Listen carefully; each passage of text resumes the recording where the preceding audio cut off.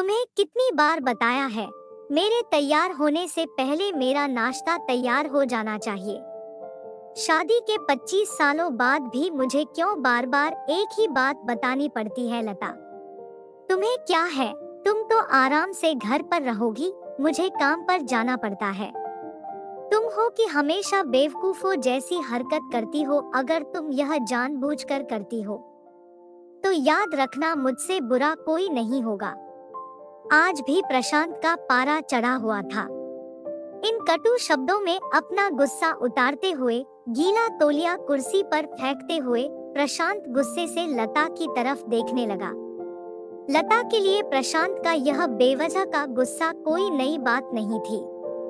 वह महीने में 3-4 बार ऐसे ही लता पर बरस पड़ता था। पहले पहले लता उसका विरोध किया करती थी, लेकिन जब कई सालों तक प्रशांत में कोई बदलाव नहीं दिखा तो लता ने खुद को ही बदल दिया। अब प्रशांत के कुछ भी कहने से लता को कोई फर्क नहीं पड़ता था। प्रशांत की हर बात वो चुपचाप सिर नीचे झुकाए सुन लेती थी। शादी के पहले 5 साल तक लता ने पूरी कोशिश की थी कि प्रशांत को बदला जाए, लेकिन फालतू का गुस्सा करना और बाद में लता को भला बुरा कहना, यह मानो जैसे उसकी आदत बन गई थी। कोई भी वाद विवाद होता तो प्रशांत सीधा लता को बोल देता, अगर मैं तुम्हें अच्छा नहीं लगता तो क्यों नहीं चली जाती अपने मायके, क्यों रहती हो मेरे साथ। इतना सब कुछ होने के बावजूद लता प्रशांत के साथ रहती थी, क्योंकि उसे अपनी बेटी की फिक्र थी। और वह जाती भी तो कहाँ, अपने बूढ़े हो चुके माँ बाप को इस उम्र में परेशान करना वह नहीं चाहती थी। समाज और लोग क्या कहेंगे, यह भी तो उसे ही देखना था। वह इतनी पढ़ी लिखी भी तो नहीं थी कि खुद जाकर कोई नौकरी कर सके और अपना और अपनी बेटी का पालन पोषण कर सके। लता को अब अपनी फिक्र नहीं थी। उसको फिक्र थी तो बस अपनी शादी लायक हो रही बेटी की। लता नहीं चाहती थी कि पति पत्नी के झगड़े की वजह से काव्या डिस्टर्ब हो। काव्या की पढ़ाई पूरी हो चुकी थी, उसके लिए अब शादी के रिश्ते आने लगे थे। कई रिश्तों को काव्या ठुकरा चुकी थी। 2-3 महीने बाद एक अच्छा रिश्ता आया। रिश्तेदारों और पहचान के लोगों ने भी लड़के के बहुत गुणगान किए थे। प्रशांत एक शाम अपनी बेटी के पास बैठकर उसे बताने लगा, काव्या बहुत अच्छा लड़का है, पढ़ा लिखा है, बड़ा घर है, बहुत अच्छी नौकरी है। ऐसे रिश्ते बार बार नहीं आते बेटा, इस बार मना मत करना। काव्या अपने पिता से ज्यादा बात नहीं करती थी। शायद डरती थी या शायद नफरत करती थी, लेकिन आज वो अपनी पूरी हिम्मत इकट्ठा कर बोली, मुझे अभी शादी नहीं करना है पापा, मैं नौकरी करना चाहती हूँ, खुद अपने पैरों पर खड़ी होना चाहती हूँ।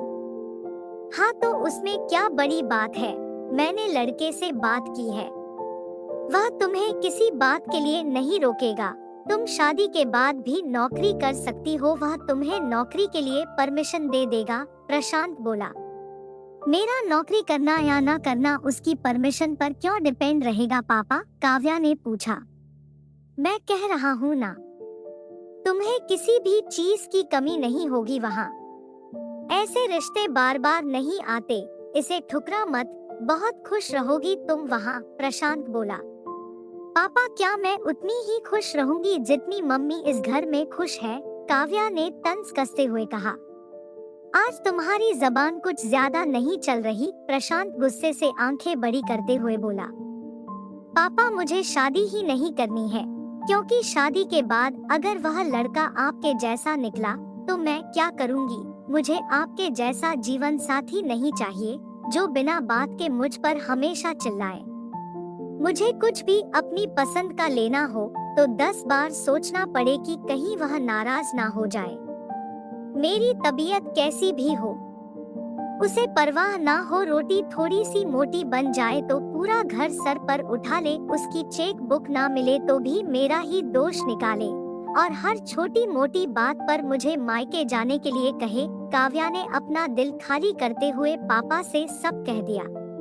प्रशांत का गुस्सा 7वें आसमान पर था, लेकिन उसके मुंह से एक भी शब्द नहीं फूट रहा था। वो काव्या की बातें सुन रहा था। काव्या उतना ही बोलकर चुप नहीं हुई। आज पहली बार वह अपने पापा के सामने इतना कुछ बोल रही थी। पापा, आपने माँ के साथ हमेशा गलत व्यवहार किया है। आप अपने ऑफिस का गुस्सा बिना सोचे समझे माँ पर उतार देते हैं। कभी इस बात की परवाह भी नहीं करते कि उन्हें कैसा लगता होगा। आपकी बातें सुन सुन माँ ने अपना स्वाभिमान खो दिया।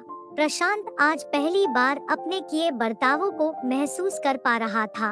वो इतना ही बोल पाया, जो तुम्हारा मन है वो करो, मैं तो इतना बुरा हूँ ना। काव्या ने प्रशांत का हाथ पकड़ा और बोली, पापा, मुझे सिर्फ एक सवाल का जवाब दे दो। क्या आप चाहेंगे कि मेरा पति आपके जैसा हो? अगर आपका जवाब हाँ है तो कर दीजिए। मेरा रिश्ता आज ही और ना है तो मुझे आत्मनिर्भर बनने दीजिए। प्रशांत कुछ भी ना बोल पाया और वहाँ से चुपचाप बाहर चला गया। आज उसे लता के सामने जाने में शर्म आ रही थी। चलते चलते उसकी आंखों से आंसू बह रहे थे। प्रशांत ने आज से अपने आप को बदलने का निश्चय किया।